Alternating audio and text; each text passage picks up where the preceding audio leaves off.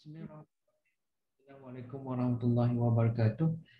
Kembali lagi dengan Wall Street Stock Market Today untuk 21 hari bulan Jun 2021. Seperti yang dapat kita lihat semalam, apa yang dapat kita lihat di dalam Wall Street, yang mana ketiga-tiga indeks cuba untuk membuat kenaikan kembali ke atas. Yang mana yang dapat kita lihat, Dow Jones telah pun cuba naik hampir 1.8% semalam. Begitu juga dengan S&P 500 cuba naik untuk kepada 1.5%. Dan juga Nasdaq juga membuat percubaan, yang mana kita dapat melihat percubaan ini telah pun berlaku sejak 1 minggu yang lalu untuk memecah paras 14.200. Tetapi apa yang berlaku semalam adalah impak ataupun tempias daripada apa yang telah pun berlaku pada minggu lepas, selepas pihak Federal Reserve mengumumkan untuk menaikkan kadar faedah pada hari Rabu lalu untuk berkemungkinan akan membuat kenaikan kadar faedah ini pada tahun 2023 sebanyak 2 kali. 2 peringkat akan mereka buat, dan ini telah pun membagi impak ke dalam pasaran. Walau bagaimanapun, apa yang dapat kita lihat sepanjang minggu lepas dan apa yang berlaku semalam, apa yang berlaku ini cumalah reversal yang berkeadaan normal lah, sifat yang normal lah. Seperti yang saya kongsikan pada hari Jumaat yang lalu, di dalam indeks Dow Jones ini, kita perlu melihat ruang rintangan, bukan ruang support yang berada di kawasan sinilah, iaitu pada paras 33.200, yang mana ini adalah satu paras support yang kritikal untuk Dow Jones. Dan apa yang berlaku semalam, Dow Jones ini membuat reversal balik ke atas seperti yang berlaku semalam, dan berkemungkinan mencuba untuk melepasi the 50-day moving average yang ada di sini. Dan ini perlu kita perhatikan, jika Dow Jones ini mampu untuk menembusi 50-day moving average. Apa yang berlaku juga semalam, volume ini masih lagi rendah berbanding apa yang telah pun berlaku sepanjang minggu lepas. Jadi ini perlu kita perhatikan lagi lah, ya, dari masa ke semasa. Begitu juga dengan S&P 500.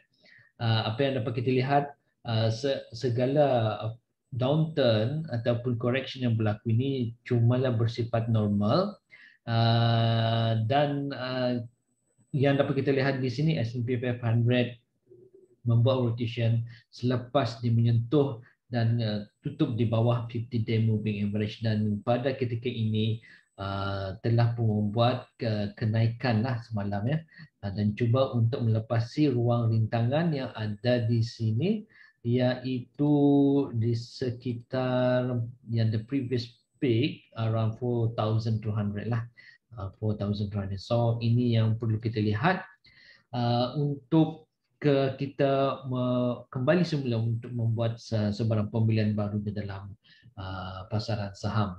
Begitu juga dengan Nasdaq, yang mana kita dapat melihat di sini Nasdaq masih lagi mencuba untuk melepasi paras 14.200, dan of course potensi untuk dia memecah memang masih ada di sana, tetapi juga potensi untuk dia kembali ke bawah pun memang ada di sana jika sekiranya Nasdaq ini tidak mampu membuat pergerakan lebih jauh ke atas, dia mungkin akan mula kembali ke bawah. Dan of course support, ada dynamic support ada berada di sini, iaitu di kawasan 50-day moving average. Dan apa yang kita dapat perhatikan juga dalam volatility pasaran, indeks volatility pasaran VIX pada hari Jumaat lalu memang ada membuat kejutan naik ke atas. Ini ada biasa berlaku kerana apa? Di sini kita dapat melihat the VIX ini cuba membuat double bottom ya, double bottom lah di dalam keadaan yang volatility yang rendah. Dan biasanya keadaan ini bila volatility tersebut telah terlalu rendah, biasanya spike akan berlaku, dan ini biasa berlakulah, normal untuk berlaku dalam pasaran saham. Dan ini perlu kita perhatikanlah, bukan saja kita memperhatikan pada saham-saham individu, tapi juga kita perlu memperhatikan juga indeks-indeks pasaran dan juga indikator volatility yang ada di dalam pasaran global ini, iaitu volatility S&P 500 Index. Itu perlu kita perhatikan. Dan di sepanjang minggu ini yang dapat kita lihat, sepanjang minggu ini juga Federal Reserve akan banyak menghujahkan apa yang telah pun berlaku pada minggu lalu. Dan pada hari Senin lepas pun, semalam pun kita dapat melihat beberapa Federal President, ada yang mewakili daripada New York, ada yang mewakili daripada Dallas dan Texas ya, yang menyatakan mereka berpendapat amat terlalu awal untuk menaikkan kadar faedah ini, kerana keadaan ekonomi ataupun recovery at the moment masih lagi dalam fasa pemulihan, dalam fasa awal lah, fasa yang awal. Dan ada juga beberapa Federal Reserve Chairman, Presiden ini yang wakil daripada Dallas, Tuan Robert Kaplan, menyatakan, bukan Tuan Robert Kaplan, tapi daripada New York, Federal President daripada New York, itu John Williams, yang menyatakan terlalu awal untuk menarik balik segala package stimulus yang sedia ada. Jadi ini telah pun memberikan keyakinan dalam pasaran, dan apa yang dapat kita lihat, reversal yang berlaku pada indeks-indeks semalam ini telah meyakinkan pasaran bahawa Federal Reserve berkemungkinan tidak akan melaksanakan kenaikan kadar faedah ini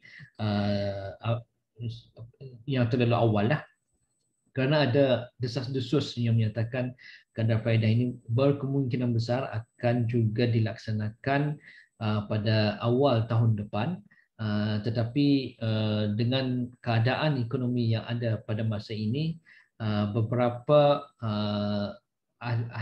wakil daripada Federal Reserve seperti mana yang saya nyatakan tadi daripada New York, John Williams, dan juga daripada Robert Kaplan menyatakan keadaan ataupun fasa pemulihan pada masa ini masih lagi terlalu awal untuk menarik balik segala stimulus package yang sedia ada. Okay. So ini perlu kita perhatikan dari masa ke semasa, dan banyak juga beberapa data-data ekonomi akan dikeluarkan sepanjang minggu ini.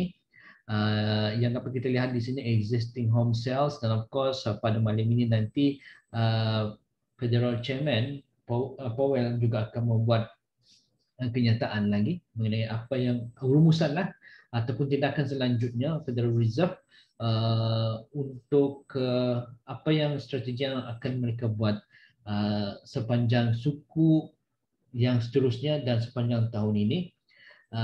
Dan yang dapat kita lihat juga di sana, home sales, dua existing dan new home sales juga akan dikeluarkan pada hari Selasa dan hari Rabu ini.